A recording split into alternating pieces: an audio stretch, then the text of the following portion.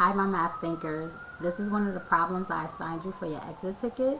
I know we may not have time to go over it tomorrow, so I created this video so you can check your work and see if your understanding was the same as mine. So let's get to it. Mike took a taxi from his home to the airport. The taxi driver charged an initial fee of $6 plus $3 per mile. The total fare was $24, not including tip. How many miles did Mike travel by taxi on this ride? The first thing I'm going to ask myself is, what is this problem about? Well, this problem is about Mike taking a taxi from his home to the airport. More importantly, how much he paid in all for this taxi ride, and then how much he paid per mile. Most of us don't live right next to an airport, so we have to get there by taxi, and sometimes it's miles away. When I look at the question, it says, how many miles did Mike travel? That means we're trying to find the amount of miles Mike traveled. We don't know that. I'm going to do this in two different ways.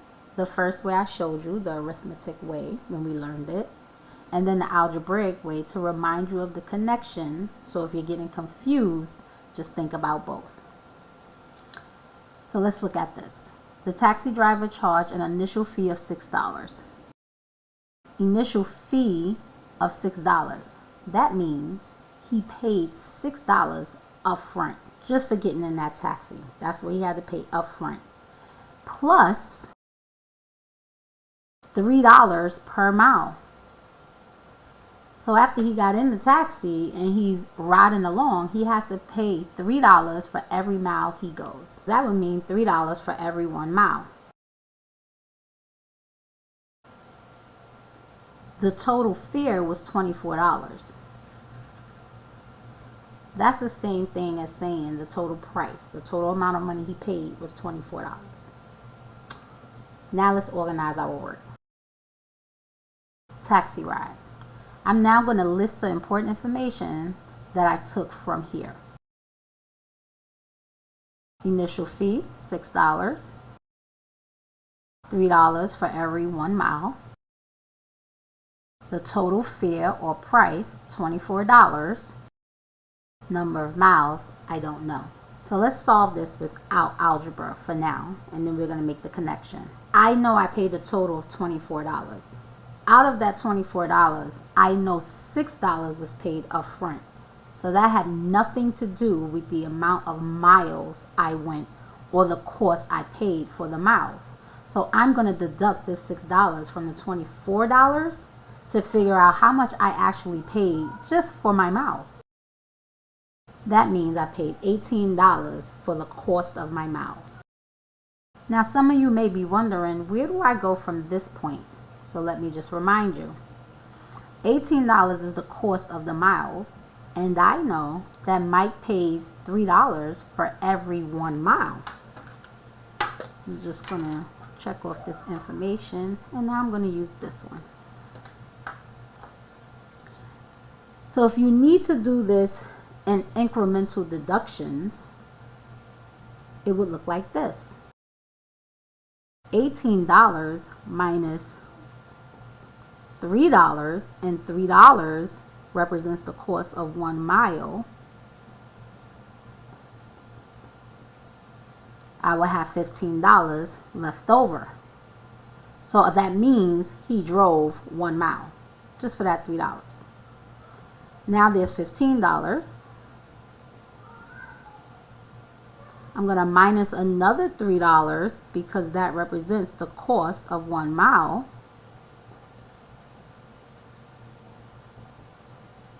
And that leaves me with $12.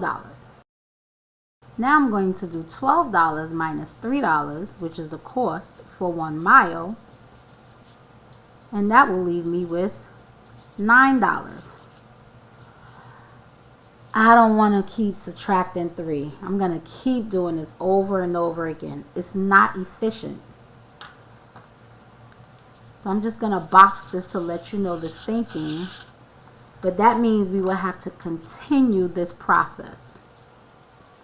So far from the work that I've shown, I see that he went 3 miles so far, and it was $3 per mile. Now I have to figure out how many miles for that 9. I'm not going to do that. As a reminder, if I keep subtracting 3, that's called repeated subtraction. Well, to do that more efficiently, that means I should just divide by 3. When you repeatedly subtract the same number, you might as well just divide by that number. So I'm going to go back to the $18, which is the cost of the mouse. So I'm going to go back to the cost of the mouse, which was $18. And instead of subtracting 3 over and over, I'm just going to divide that $18 by $3. $18 divided by $3 is 6. But since it's $3 for every mile, that means this is 6 miles. So Mike traveled 6 miles. What I'm now going to do is solve this problem over, but I'm now going to do it the algebraic way, making connections to the arithmetic way. The reason I'm going to do this is because the expectation for this standard is that you're able to go from a word problem, write an algebraic equation, and then solve that equation fluently. I'm going to use the same information I had over here. So the initial fee is $6, then it's $3 for every 1 mile. The total fee or price is equal to $24, and the number of miles is equal to a question mark. Well, algebraically, we don't do that. We use variables. So we're first going to start off saying let m or x, whatever variable you would like to use, represent miles. Now that I have that, I can come back to this where it says $3 for every 1 mile, and I can represent that algebraically as 3 times m, because it's 3 for every 1, and depending on how many miles I go, I will multiply the amount of miles by $3. Now let's write our equation. I have my equal sign. The total fare is $24, so I know it's a total or it equals $24. I'm going to check that off. I know I'm paying my initial fee plus the $3 for every mile. So my algebraic equation is 3m plus 6 equals 24. Let's solve this algebraically. As a reminder, there are 3 terms in this equation. 3m is a term, positive 6 is a term, and 24 is a term. Now when we talk about terms, we have something called like terms. In this case, the like terms, which are positive 6 and 24, are on the opposite side of the equation. And since they're on the opposite side of the equation, we have to do the inverse operation, the opposite operation.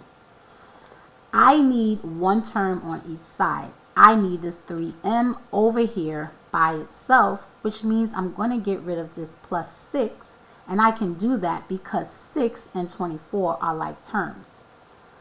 I'm getting rid of it. I'm actually going to minus 6 on both sides. Now, why am I subtracting? Because they're on opposite sides of the equation. Let's go back over here. Why am I subtracting? Because this $6 has nothing to do with the cost of the mouse, so I got rid of that $6. Here's the connection. Now, positive 6 minus 6 cancels out. They're additive inverses, which means it equals to 0. We're not going to write the 0 here. We're just going to bring down 3m. Bring down your equal. 24 minus 6 is 18. So now my equation is 3m minus 18. As a reminder, there's a multiplication sign between the 3 and the m. The coefficient is 3 and m is my variable. Again, I now want to get m by itself. Well, to get rid of times 3, I have to divide by 3. Let's see if I can make the connection here. I divided by 3 because I wanted to know how many miles he actually traveled. So I'm going to do the same thing over here, directly connected. I'm just going to rewrite it and work from there. I'm going to divide by 3. Divide by 3. I'm doing the inverse operation of multiply by 3. 3 divided by 3 is 1. M equals 18 divided by 3 is 6. Well, again, what is connecting the 1 and the M? Multiplication. So what's 1 times M? M equals to 6. Now let's go back up here. Let M represent miles. So if M represents miles, that means Mike traveled 6 miles. So my answer would be 6. I'm going to wrap this up.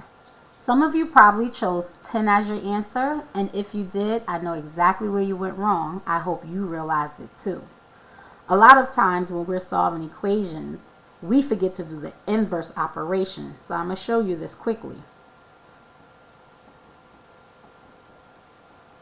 Some of you did plus 6 and got 3m equals to 30. You divided by 3 and got 10. And they have an answer there for 10. Why?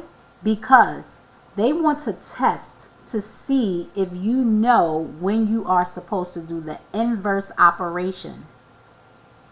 So they will put this there to trick you. I'm going to erase this right now before you keep it on your paper.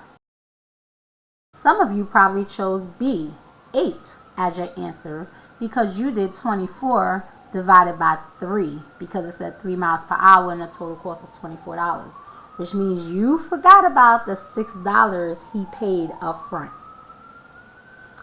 And D just doesn't even make sense. If you have any questions, ask me tomorrow or email me. Bye.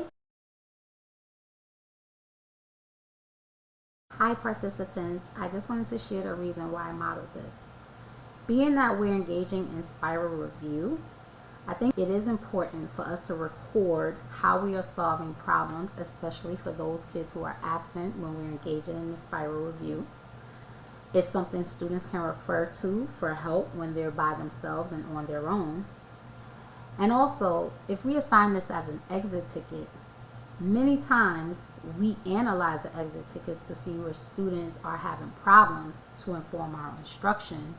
But when do we really have the time to actually go over some of the problems within the exit ticket? And I think this would be a great opportunity to include this in our practice so that students can look at the work that they did for the day, look at their notes to self-check and self-analyze to see if they're on the right track. Also, this recording is a little bit longer. We could have moved at a faster pace, but if we were doing this live, you would move at a faster pace, but I still think it's important that we lift some of the things that were lifted in here. Now I'm going to briefly share with you what did I do to prepare for reviewing this problem. First and foremost, I had to do the problem. And in doing the problem, there were a lot of things that were lifted. I thought about the different skills that students would need to know, the vocabulary words that may get them stuck because either they don't know or they forgot, like initial fee, $3 per mile, the per mile meaning for every one. And the total cost was $24, and they had to find the miles. I also wanted to use 2 different approaches, the arithmetic approach and the algebraic approach, so they can see the connection between the two as to why they're doing the inverse operation because of the thought process that they went through when they did it using the arithmetic method. I also wanted to engage in this problem and do the pre-work for it because the expectation of the standard is for students to be able to go from a word problem, create an equation, and then solve that equation fluently. I wanted to lift the repeated subtraction and remind them that it's more efficient for them to just divide by what they're repeatedly subtracting. And I also wanted to remind them and show them how to organize their work and label their work so that they can get through this problem successfully. I hope this was helpful. Bye.